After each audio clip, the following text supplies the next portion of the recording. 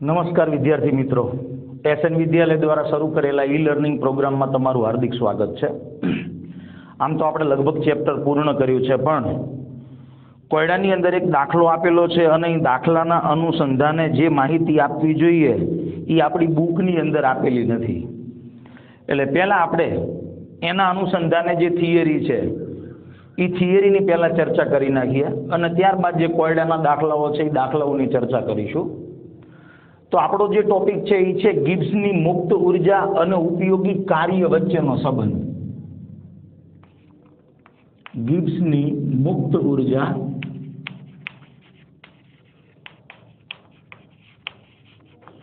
અને ઉપયોગી કાર્ય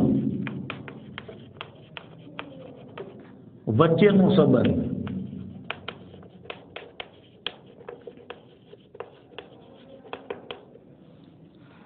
આપણે આગળ એવું કીધું હતું કે કોઈ પણ રાસાયણિક પ્રક્રિયામાં સંકળાયેલો મુક્ત ઉર્જાનો ફેરફાર જો ઋણ હોય અથવા તો પ્રણાલીની મુક્ત ઉર્જાનો ફેરફાર જો ઋણ હોય તો આવી પ્રક્રિયાઓ પુરોગામી દિશાની અંદર આપમેળે થાય છે।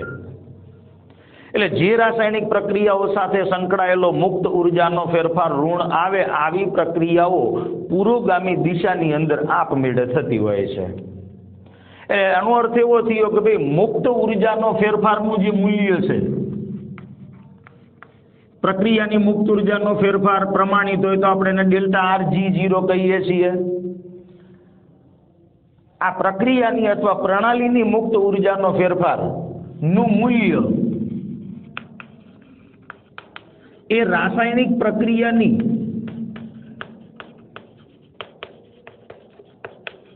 આપમેળે થવાની વૃત્તિનું એક પરિમાણ છે।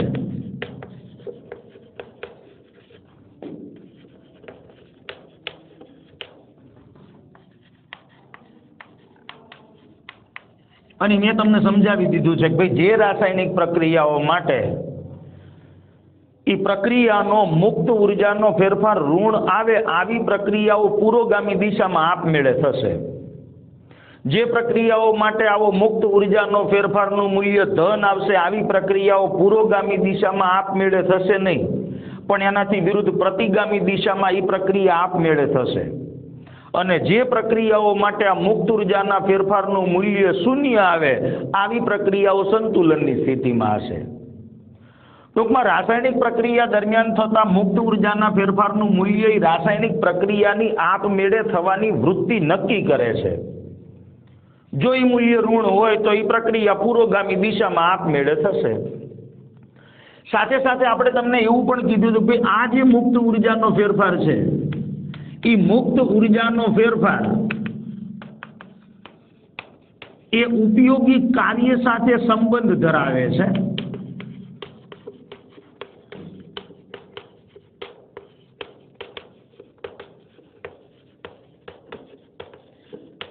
એટલે કોઈ પણ રાસાયણિક પ્રક્રિયા દરમિયાન થતો મુક્ત ઉર્જાનો ફેરફાર એ પ્રક્રિયા દ્વારા કે પ્રક્રિયા પર થયેલું જે કાર્ય છે એની સાથે ચોક્કસ પ્રકારનો સંબંધ ધરાવે છે।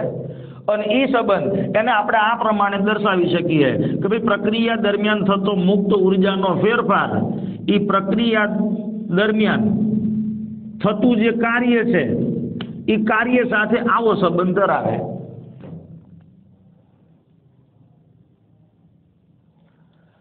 પણ આપણે જાણીએ છીએ કે આપમેળે થતી જે પ્રક્રિયાઓ હોય આ આપમેળે થતી પ્રક્રિયા માટે શું હોય તો કે એ પ્રક્રિયાઓ માટે ડેલ્ટા RG નું મૂલ્ય અથવા RG0 નું મૂલ્ય એ ઋણ હોય છે।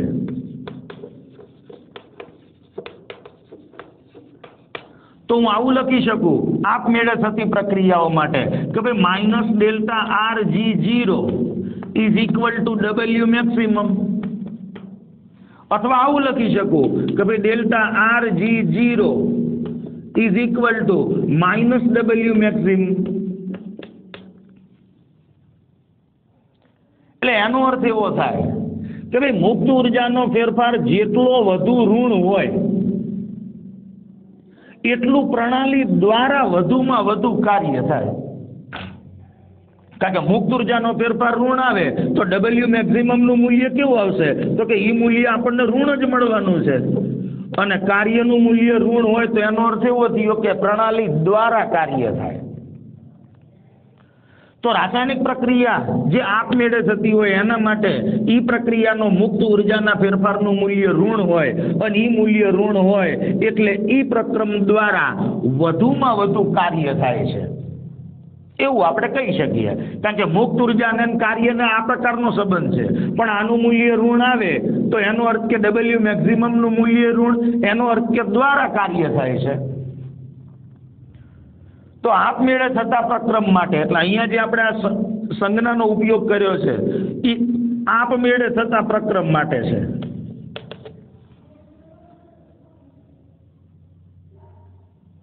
તો આપમેળે થતા પ્રક્રમ અથવા આપમેળે થતી પ્રક્રિયા માટે ડેલ્ટા G0 નું મૂલ્ય ઋણ હોય એટલે આપણે એવું કહી શકીએ કે જેટલું મુક્ત ઉર્જાના ફેરફારનું મૂલ્ય વધુ ઋણ એટલું પ્રણાલી દ્વારા વધુમાં વધુ કાર્ય થાય છે.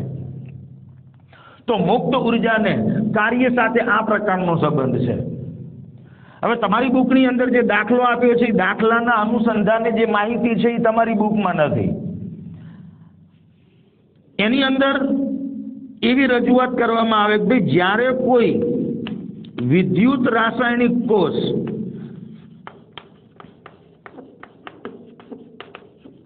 કાર્યરત હોય, કોઈ પણ વિદ્યુત રાસાયણિક કોષ કાર્યરત હોય તો એ વિદ્યુત રાસાયણિક કોષ એક સિદ્ધાંત ઉપર કામ કરે છે. કયો સિદ્ધાંત? તો કે વિદ્યુત રાસાયણિક કોષની અંદર આપમેળે રાસાયણિક ઉર્જાનું વિદ્યુત ઉર્જામાં રૂપાંતરણ થાય છે. રાસાયણિક ઉર્જાનું વિદ્યુત ઉર્જામાં રૂપાંતરણ થાય.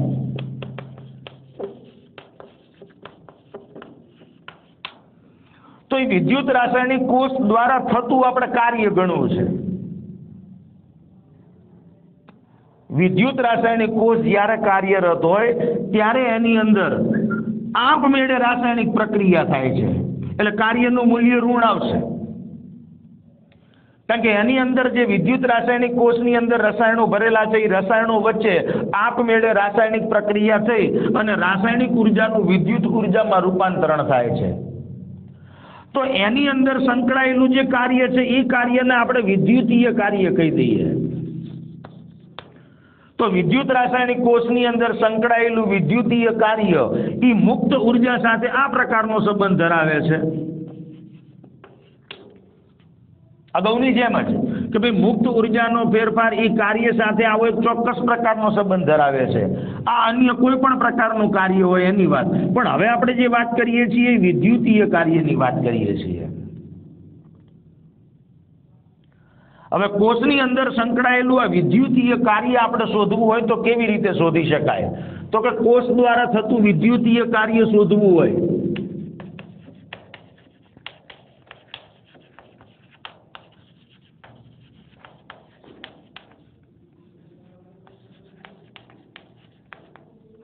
W વિદ્યુત,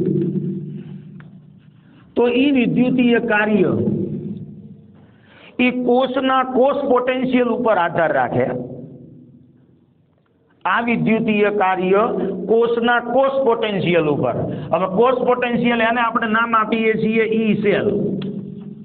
એટલે આ છે કોષનો પોટેન્શિયલ, કોષ પોટેન્શિયલ. અને સાથે સાથે એ કોષમાંથી મેળવેલા વિદ્યુતના જથ્થા સાથે પણ સંબંધ ધરાવે છે.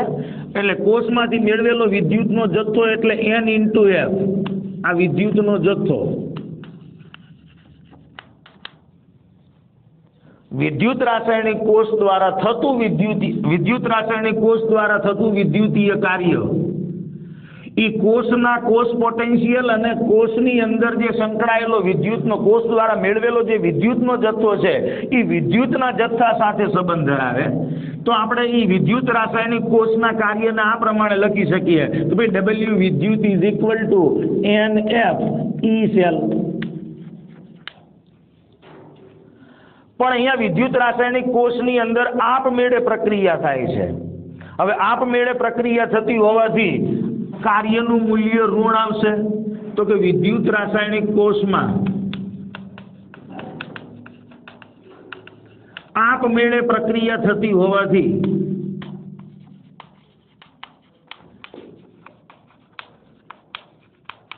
W વિદ્યુતનું મૂલ્ય આપણને ઋણ મળે. એટલે તો હું આવું લખી શકું કે ભાઈ માઇનસ W વિદ્યુત, કારણ કે એની અંદર વિદ્યુત રાસાયણિક કોષની અંદર આપમેળે પ્રક્રિયા થાય છે, અને આપમેળે થતી પ્રક્રિયા કે જેની અંદર કોષ દ્વારા કાર્ય થાય છે. તો અહીંયા વિદ્યુત રાસાયણિક કોષ દ્વારા કાર્ય થાય છે.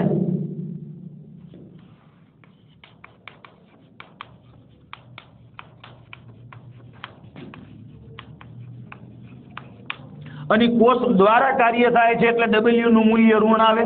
એટલે તો હું આવું લખી શકું માઇનસ W વિદ્યુત is equal two NF E cell, અથવા માઇનસની નિશાનીને આમ લઈ જઈએ તો આમ લખી શકાય કે ભાઈ W વિદ્યુત is equal two minus NF E0 cell. હવે આ જે સમીકરણ છે એમાં વિદ્યુતનો જથ્થો લખ્યો છે N ઇન્ટુ F. N એટલે એ વિદ્યુત રાસાયણિક કોષની અંદર જે રાસાયણિક પ્રક્રિયા થતી હોય એ રાસાયણિક પ્રક્રિયામાં સંકળાયેલા અથવા હેરફેર પામતા ઇલેક્ટ્રોનના મોલની સંખ્યા છે. N એટલે વિદ્યુત રાસાયણિક પ્રક્રિયામાં હેરફેર પામતા ઇલેક્ટ્રોનના મોલની સંખ્યા.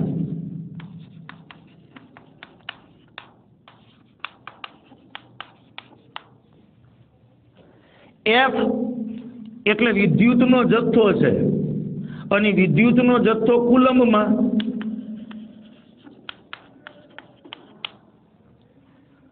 આમ તો F એટલે ફેરાડે છે, એટલે 1 ફેરાડે હોય તો એના કુલંબ થાય 96,500 કુલંબ. માની લો કે વિદ્યુત રાસાયણિક કોષની અંદર સંકળાયેલી પ્રક્રિયામાં હેરફેર પામતા ઇલેક્ટ્રોનના મોલની સંખ્યા 2 આવે તો 2 ફેરાડે વિદ્યુતનો જથ્થો પસાર થયો. એનો અર્થ કે 2 ફેરાડે એટલે 2 ગુણ્યા 96,500 કુલંબ. જો હેરફેર પામતા ઇલેક્ટ્રોનના મોલની સંખ્યા 6 હોય તો વિદ્યુતનો જથ્થો 6 ફેરાડે થાય. એટલે કુલંબની સંખ્યા ગણવી હોય તો 6 ગુણ્યા 96,500 કુલંબ. તો અહીંયા વિદ્યુત રાસાયણિક કોષની અંદર થતું કાર્ય એને આપણે એ કોષના પોટેન્શિયલ અને કોષમાં સંકળાયેલો વિદ્યુતનો જથ્થો એની સાથે સાંકળતું આવું એક સૂત્ર મેળવી શકીએ.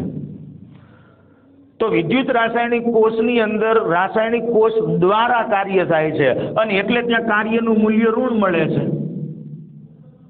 તો આ જે સમીકરણ છે એ સમીકરણના અનુસંધાને આપણને દાખલો આપ્યો છે, NF E સેલ. હવે જો કોષ પ્રમાણિત હોય, જો વિદ્યુત રાસાયણિક કોષ પ્રમાણિત હોય, હવે વિદ્યુત રાસાયણિક કોષ પ્રમાણિતનો અર્થ શું? કે ભાઈ એની અંદર વિદ્યુત રાસાયણિક કોષની અંદર સંકળાયેલા જે દ્રાવણો છે એ દ્રાવણની સાંદ્રતા 1 મોલર હોય, અને એ વિદ્યુત રાસાયણિક કોષની અંદર અથવા દ્રાવણ એનું તાપમાન 298 કેલ્વિન હોય. 298 કેલ્વિન તાપમાને અને 1 મોલર સાંદ્રતા ધરાવતા દ્રાવણની અંદર જો આ બંને અર્ધકોષની રચના કરેલી હોય તો વિદ્યુત રાસાયણિક કોષ આપણે 12મા ધોરણમાં ભણવાનો છે. એમાં 2 અર્ધકોષને જુદા જુદા દ્રાવણોની સાંદ્રતા કે જેની સાંદ્રતા 1 મોલર હોય એમાં 298 કેલ્વિન તાપમાનની પરિસ્થિતિએ ડૂબાડેલા હોય તો એવા અર્ધકોષ દ્વારા બનતા રાસાયણિક કોષને પ્રમાણિત વિદ્યુત રાસાયણિક કોષ કહેવાય. તો જો વિદ્યુત રાસાયણિક કોષ પ્રમાણિત હોય તો કોષનો જે પોટેન્શિયલ છે E સેલ એને આપણે E0 સેલ વડે દર્શાવીએ છીએ. તો E0 સેલ એ શું છે? તો કે એ પ્રમાણિત કોષ પોટેન્શિયલ.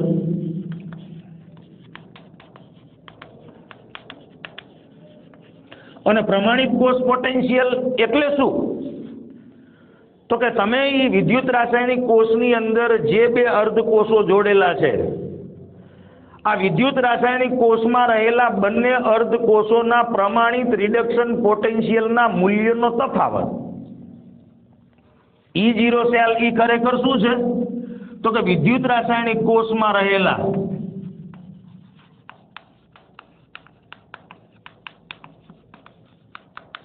બંને અર્ધકોષોના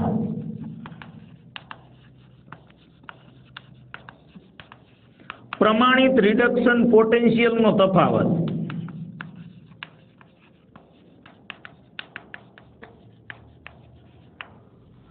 એટલે કે reduction potential of cathode minus reduction potential of anode. એટલે એ તમને રિડક્શન પોટેન્શિયલના મૂલ્યો આપી દીધા હોય. હવે એના વિશે હું વિગતપૂર્ણ માહિતી તમને 12મા ધોરણમાં સમજાવવાનો છું, પણ અત્યારે ખાલી એટલું યાદ રાખો કે ભાઈ E0 સેલ એ શું છે તો કે જે વિદ્યુત રાસાયણિક કોષ આપણે બનાવ્યો છે એ વિદ્યુત રાસાયણિક કોષની અંદર જે બે અર્ધકોષો છે એમાં કેથોડના રિડક્શન પોટેન્શિયલમાંથી આપણે એનોડનો રિડક્શન પોટેન્શિયલ બાદ કરીએ અને એ બેનો તફાવત એટલે કોષનો પ્રમાણિત કોષ પોટેન્શિયલ કહેવાય. તો જો વિદ્યુત રાસાયણિક કોષ પ્રમાણિત હોય તો આપણે ઈ સેલની જગ્યાએ E0 સેલ લખીશું. પ્રમાણિત ના હોય કોષ તો આપણે કોષનો પોટેન્શિયલ ઈ સેલ લખીએ છીએ. તો હવે આપણને સમીકરણ આવું મળશે કે W વિદ્યુત is equal two minus NF E0 cell. તો મુક્ત ઉર્જા અને ઉપયોગી કાર્ય સાથેનો સંબંધ આપણને આવો મળે કે ભાઈ ડેલ્ટા આર G0 એટલે મુક્ત ઉર્જાનો ફેરફાર, એને કાર્ય સાથે સંબંધ છે W વિદ્યુત is equal two minus NF E0 cell. તો E0 સેલ એનું મૂલ્ય હંમેશા વોલ્ટમાં હોય અને ઈ વોલ્ટમાં હોય ત્યારે એના ઉપરથી આપણે જે મુક્ત ઉર્જાનો ફેરફાર મેળવીએ એ મુક્ત ઉર્જાનો ફેરફાર હંમેશા આપણને જૂલ નામના એકમની અંદર મળે. એની અંદર મળતો જે ફેરફાર છે એ ફેરફાર વોલ્ટની અંદર હોય એટલે કોષનો પ્રમાણિત કોષ પોટેન્શિયલ વોલ્ટમાં હોય તો મુક્ત ઉર્જાનો ફેરફાર એ આપણને જૂલ નામના એકમની અંદર મળશે. તો આ પ્રમાણે મુક્ત ઉર્જા એ ઉપયોગી કાર્ય સાથે આવો સંબંધ ધરાવે છે. હવે બીજી એક વાત કહી દઉં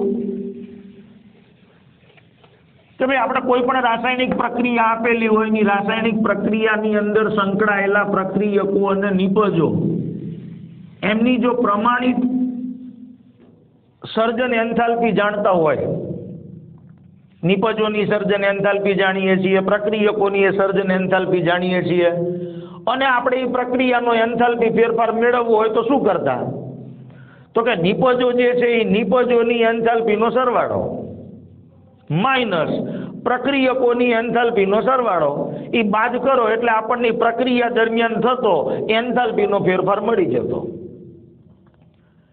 એવી જ રીતે રાસાયણિક પ્રક્રિયામાં સંકળાયેલા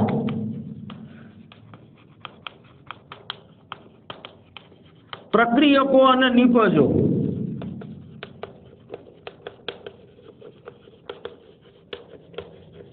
એની જો આપણે પ્રમાણિત સર્જન મુક્ત ઉર્જા જાણતા હોય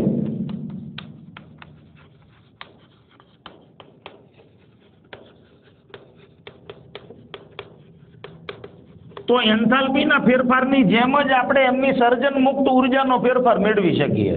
કેવી રીતે તો કે પ્રક્રિયાની સર્જન મુક્ત ઉર્જાનો ફેરફાર બરાબર નિપજો જે હોય એ નિપજોની સર્જન મુક્ત ઉર્જા એનો સરવાળો. જેટલી નિપજો હોય એ નિપજોની સર્જન મુક્ત ઉર્જા એનો સરવાળો માઇનસ પ્રક્રિયકોની સર્જન મુક્ત ઉર્જાનો સરવાળો અને બાદ કરો એટલે તમને એના ઉપરથી પ્રક્રિયા સાથે સંકળાયેલો મુક્ત ઉર્જાનો ફેરફાર મળી જાય. બીજું આપણે તમને એન્થાલ્પી જ્યારે સમજાય ત્યારે એવું કીધું હતું કે ભાઈ જે તત્વો એની પ્રમાણિત સ્થિતિમાં હોય એની એન્થાલ્પીનું મૂલ્ય આપણે શૂન્ય સ્વીકારેલું છે. દાખલા તરીકે કાર્બન ગ્રેફાઇટ હોય તો આપણે એની એન્થાલ્પીનું મૂલ્ય કેટલું લેતા તો કે 0. સલ્ફર રોમ્બિક હોય તો આપણે એની એન્થાલ્પીનું મૂલ્ય કેટલું લેતા તો કે 0. હાઇડ્રોજન વાયુ સ્વરૂપમાં પ્રમાણિત સ્થિતિમાં હોય તો એની એન્થાલ્પીનું મૂલ્ય કેટલું લેતા? શૂન્ય. ઓક્સિજન વાયુ એની પ્રમાણિત સ્થિતિમાં હોય તો એની એન્થાલ્પીનું મૂલ્ય કેટલું લેતા? શૂન્ય. આયર્ન ઘન સ્વરૂપે હોય, સોલિડ સ્વરૂપે, તો એની એન્થાલ્પીનું મૂલ્ય કેટલું લેતા? શૂન્ય. તો જેવી રીતે આપણે જે તે તત્વની પ્રમાણિત સ્થિતિમાં એન્થાલ્પી શૂન્ય ગણતા, એવી જ રીતે જે તે તત્વની પ્રમાણિત સ્થિતિમાં એની સર્જન મુક્ત ઉર્જાનું મૂલ્ય પણ શૂન્ય હોય. પ્રક્રિયામાં ઓક્સિજન સંકળાયેલો હોય તો ઓક્સિજનની તમને પ્રમાણિત સર્જન મુક્ત ઉર્જા આપેલી ના હોય, એ આપણે સ્વીકારી લેવાની કે એની ઉર્જા એ તો પ્રમાણિત સ્થિતિમાં છે, એટલે એની સર્જન મુક્ત ઉર્જાનું મૂલ્ય શૂન્ય જ હોય. કોઈ પણ તત્વ સંકળાયેલું હોય, ગ્રેફાઇટ છે, રોમ્બિક છે, આયર્ન છે, તો એમની પણ પ્રમાણિત સર્જન મુક્ત ઉર્જાનું મૂલ્ય શૂન્ય આપણે સ્વીકારી લીધું છે. તો રાસાયણિક પ્રક્રિયામાં આપેલા પ્રક્રિયકો અને નિપજોની જો તમે પ્રમાણિત સર્જન મુક્ત ઉર્જા જાણતા હોય તો નિપજોની પ્રમાણિત સર્જન મુક્ત ઉર્જાનો સરવાળો કરી એમાંથી પ્રક્રિયકોની પ્રમાણિત સર્જન મુક્ત ઉર્જાનો સરવાળો બાદ કરો એટલે તમને પ્રક્રિયામાં સંકળાયેલો મુક્ત ઉર્જાનો પ્રમાણિત મુક્ત ઉર્જાનો ફેરફાર મળી જાય. તો રાસાયણિક પ્રક્રિયામાં પ્રક્રિયકો અને નિપજોની જો સર્જન મુક્ત ઉર્જા આપેલી હોય તો તમારે આ સૂત્રોનો ક્યાંય ઉપયોગ કરવાનો છે જ નહીં. સીધું આ સૂત્રનો ઉપયોગ કરી અને પ્રક્રિયાનો પ્રમાણિત મુક્ત ઉર્જાનો ફેરફાર આપણે મેળવી શકીએ. તો આ પ્રમાણે ગિબ્સની મુક્ત ઉર્જા એ કાર્ય સાથે આવો ચોક્કસ પ્રકારનો સંબંધ ધરાવે છે. તો આ એક સૂત્ર એના અનુસંધાને આપણી બુકની અંદર દાખલો આપેલો છે, એટલે મેં તમને પહેલા થિયરી સમજાઈ. હવે એના અનુસંધાને જે મુક્ત ઉર્જાના અનુસંધાને બે કોયડાઓ આપેલા છે એ બે કોયડાઓની ચર્ચા આપણે કરીએ.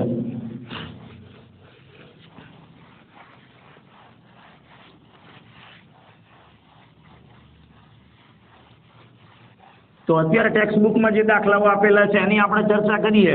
આ સિવાય કેટલાક એક્સ્ટ્રા દાખલાઓની ચર્ચા આપણે આગળના વિડીયોની અંદર કરીશું. તો અત્યારે આપણે ટેક્સ્ટ બુકના અનુસંધાને જે કોયડાઓ આપેલા છે અથવા તો સ્વાધ્યાયની અંદર જે દાખલાઓ આપેલા છે એની ચર્ચા કરીશું.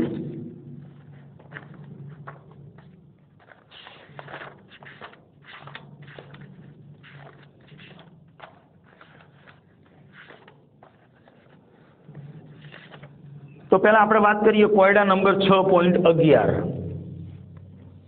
કોયડા નંબર 6.11. 298 કેલ્વિન તાપમાને ઓક્સિજનમાંથી ઓઝોનમાં રૂપાંતરણ થાય છે, એટલે પ્રક્રિયાનું સમીકરણ આપણને આપી દીધું છે. આવી એક પ્રક્રિયા આપી છે અને એમાં તાપમાન આપેલું છે 298 કેલ્વિન. તો આ પ્રક્રિયાનો મુક્ત ઉર્જાનો ફેરફાર ગણો, એટલે કે મારે ડેલ્ટા આર ઓફ G0 આ પ્રક્રિયા માટેનો શોધવો છે. અને આ પરિવર્તન માટે આપણને Kp નું મૂલ્ય આપેલું છે. Kp એટલે સંતુલન અચળાંક છે. તો સંતુલન અચળાંકનું મૂલ્ય આપેલું છે 2.47 ગુણ્યા 10⁻29.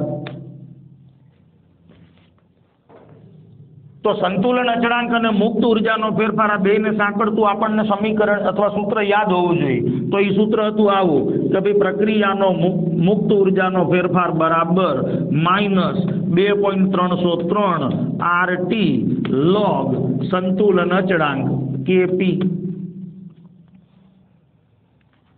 તો ડેલ્ટા RG0 શોધવો છે, તાપમાન આપેલું છે, Kp આપેલો છે, R નું મૂલ્ય. તો આર નું મૂલ્ય તમે જે એકમમાં લેશો એના અનુસંધાને આપણને મુક્ત ઉર્જાનો ફેરફાર મળશે. માની લો કે હું આર નું મૂલ્ય જૂલ નામના એકમમાં લઈ લઉં 8.314 જૂલ પ્રતિ કેલ્વિન ઇન્ટુ મોલ, તો મને મુક્ત ઉર્જાનો ફેરફાર જૂલ નામના એકમમાં મળશે. જૂલ પ્રતિ મોલ નામના એકમમાં. તો અહીંયા આપણે કિંમતો મૂકી દઈએ -2.303 ગુણ્યા આર એટલે 8.314 ગુણ્યા તાપમાન 298 કેલ્વિન અને લોગ Kp ની કિંમત એ છે 2.47 ગુણ્યા 10⁻29. તમને લોગ જોતા શીખવાડી દીધું છે પાંડે સાહેબે. -2.303 ગુણ્યા 8.314 ગુણ્યા 298 ગુણાકાર એટલે લોગનો સરવાળો લોગ 2.47 પ્લસ લોગ 10⁻29. -2.303 ગુણ્યા 8.314 ગુણ્યા 298 આનો લોગ જોવો છે તો પોઈન્ટ આગળ એક અંક હોય એટલે 0. 24નો મારે 7 ની અંદર લોગ જોવો પડે તો 24નો 7 ની અંદર લોગ જોઈએ. 24નો 7 માં લોગ 3962 અને આનો લોગ જોઈએ એટલે -29 આગળ આવશે અને લોગ 10 ની કિંમત 1. ચલો -2.303 ગુણ્યા 8.314 ગુણ્યા 298 અને આની આપણે બાદબાકી કરી જોઈએ. 29 માઇનસ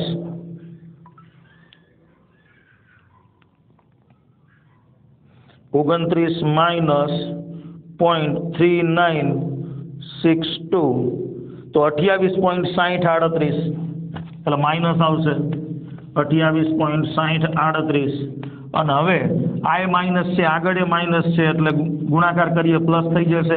બધી સંખ્યાનો આપણે ગુણાકાર કરી નાખીએ તો 2.303 ગુણ્યા 8.314 ગુણ્યા 298 ગુણ્યા 28.6038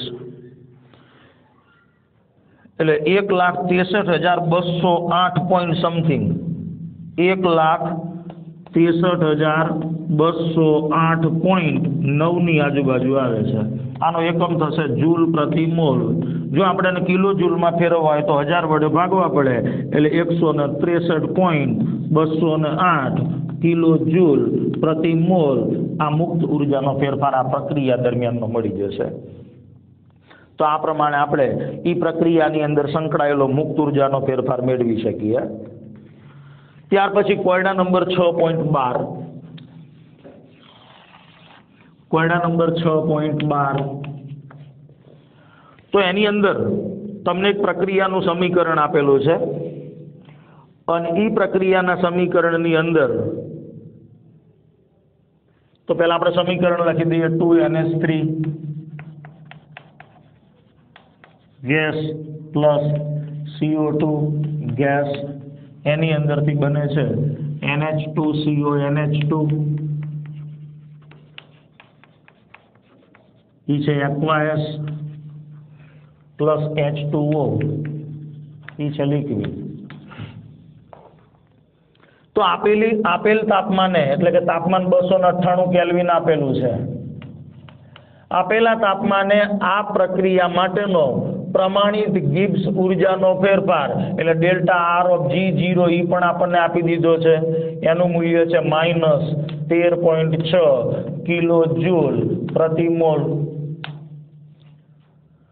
તો આના માટે સંતુલન અચળાંકનું મૂલ્ય ગણો એટલે આપણે સંતુલન અચળાંક મેળવવો છે.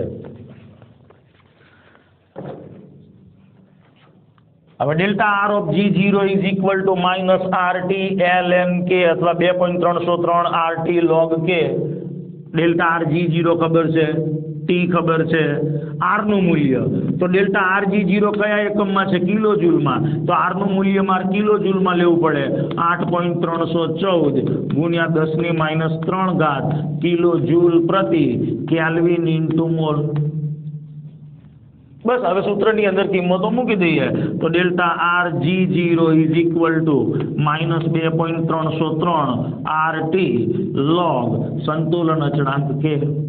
હવે આપણે આ તો શોધવું છે K નું મૂલ્ય તો એને કરતા બનાવી દઈએ એટલે આ પદાના છેદમાં આવશે તો માટે log K બરાબર ડેલ્ટા R G0 આ માઇનસ છે એટલે અહીંયા માઇનસ મૂકી દઉં 2.303 R ઇન્ટુ T. ચલો કિંમતો મૂકીએ માઇનસ અને આ માઇનસ છે એટલે પ્લસ થઈ જશે 13.6 ઈ કિલો જૂલમાં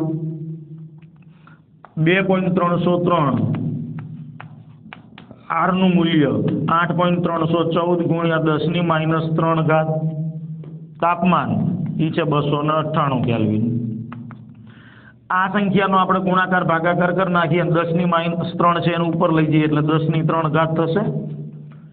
ચલો 13.6 ભાગ્યા 2.303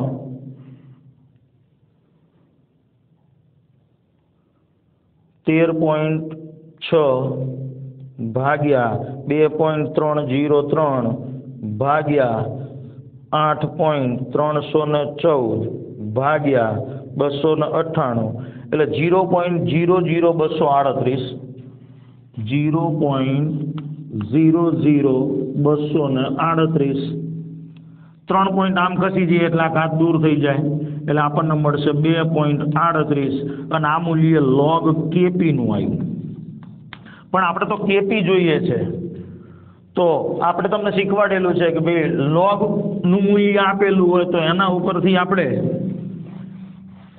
kp શોધવું હોય log kp નું મૂલ્ય તો આપણે જાણીએ છીએ હવે kp શોધવું હોય તો આપણે શું કરવું પડે બંને બાજુ એન્ટી log લેવા પડે કારણ કે log અને એન્ટી log બે એકબીજાથી પરસ્પર વિરુદ્ધ ક્રિયા છે તો બંને બાજુ એન્ટી log લઈએ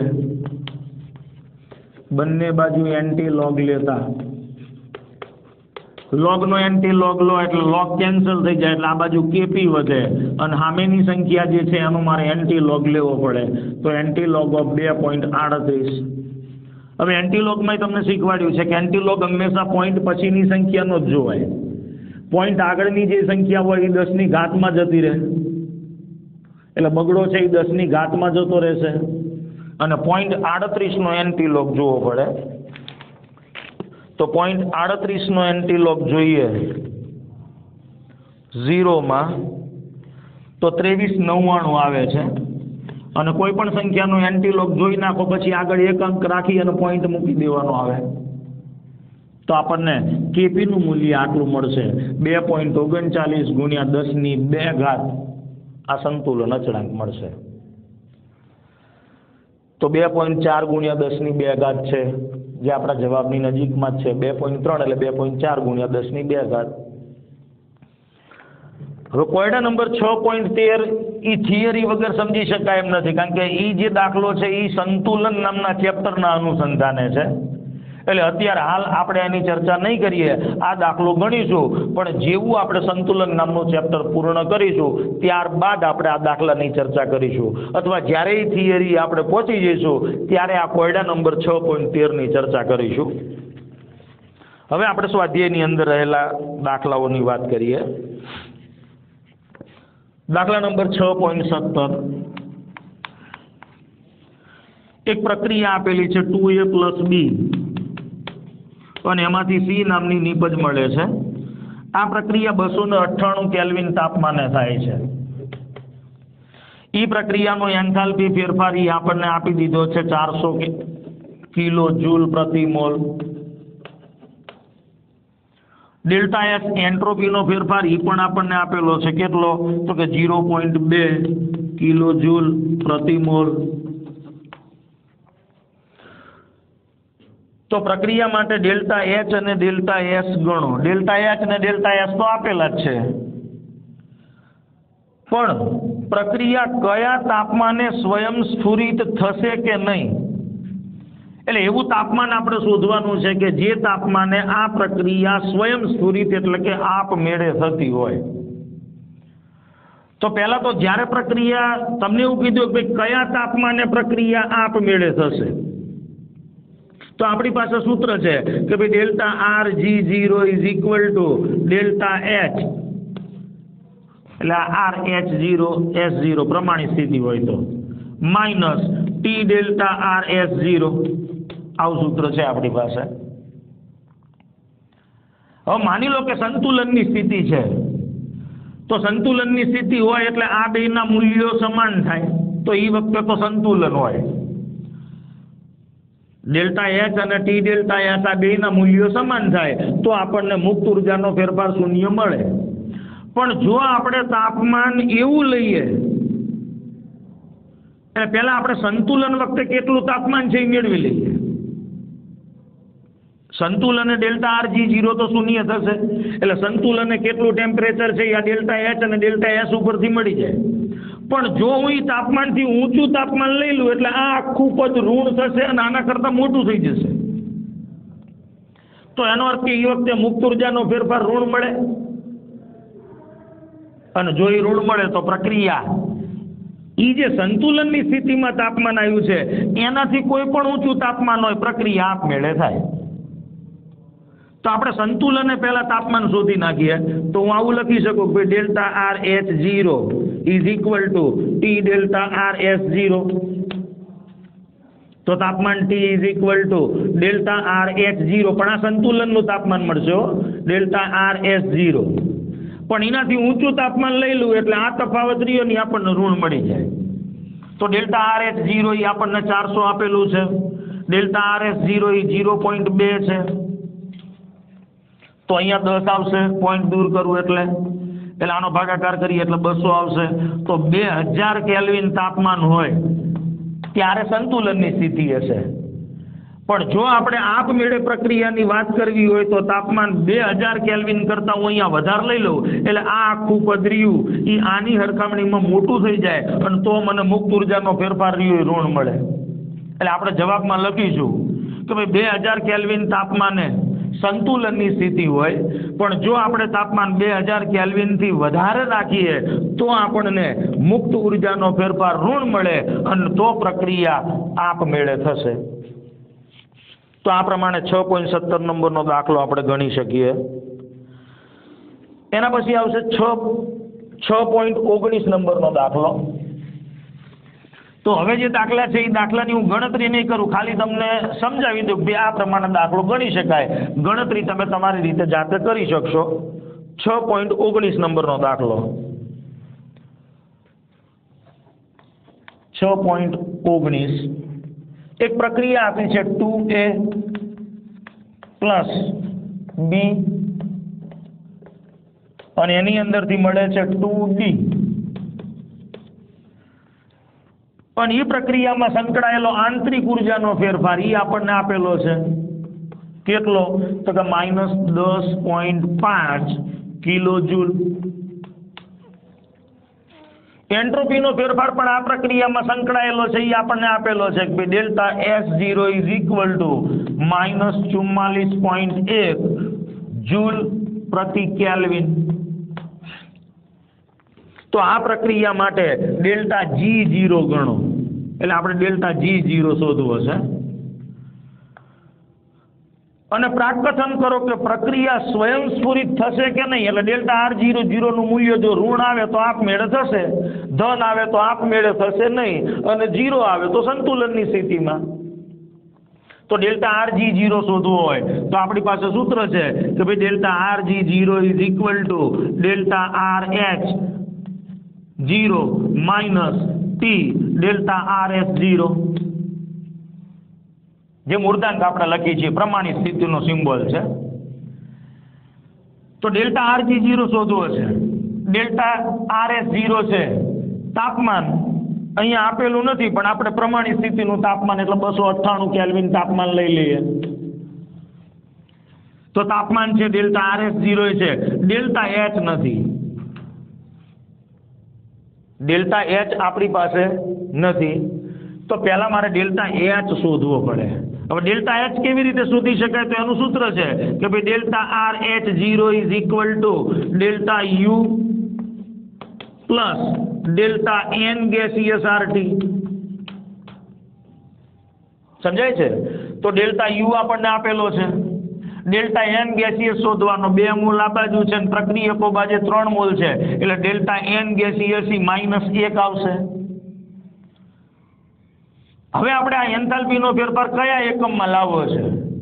આંતરિક ઉર્જાનો ફેરફાર આપણને કિલો જૂલમાં આપેલો છે, તો કિલો જૂલમાં લાવવો હોય તો R કિલો જૂલમાં લેવો પડે, અથવા આને આપણે જૂલમાં ફેરવી નાખીએ તો 1000 વડે ગુણવાના, તો શું થશે? 10,500 આટલા જૂલ થશે. તો ડેલ્ટા R આંતરિક ઉર્જાનો ફેરફાર છે એ તમે જૂલમાં લઈ લો તો R નું મૂલ્ય જૂલમાં લઈ લેવાનું. ડેલ્ટા N ગેસિયસ -1 આવશે, 2 - 3. તાપમાન 298 કેલ્વિન છે, તો એ કિંમતો અહીંયા મૂકી દઈએ એટલે આપણને એન્થાલ્પીનો ફેરફાર જૂલ નામના એકમમાં મળી જાય. જૂલ નામના એકમમાં મળી જશે ને. આ જૂલ પ્રતિ કેલ્વિન ઇન્ટુ મોલ છે. કેલ્વિન મોલ તો જતા રહે એટલે આ જૂલ આ એ જૂલ એમાં ફેરવી નાખ્યું છે એટલે આપણને એન્થાલ્પીનો ફેરફાર જૂલમાં મળશે. બસ હવે આપણું કામ હેલું થઈ ગયું. એ જે એન્થાલ્પીનો ફેરફાર આવે અહીંયા મૂકી દો. તાપમાન 298 ખબર છે, એન્ટ્રોપીનો ફેરફાર એ તો જૂલવાળા એકમમાં જ છે, એ અહીંયા મૂકી દો. તમને મુક્ત ઉર્જાનો ફેરફાર મળી જાય. અને મુક્ત ઉર્જાનો ફેરફાર જો ઋણ આવે તો પ્રક્રિયા આપમેળે થશે, નહીતર નહીં. તો અહીંયા દાખલાઓની ગણતરી પણ આપણે પૂરી કરીએ છીએ. આ સિવાય પણ આપણે મુક્ત ઉર્જા અને ઉપયોગી કાર્યના કેટલાક દાખલાઓની ચર્ચા આગળના વિડીયોની અંદર કરીશું. નમસ્કાર.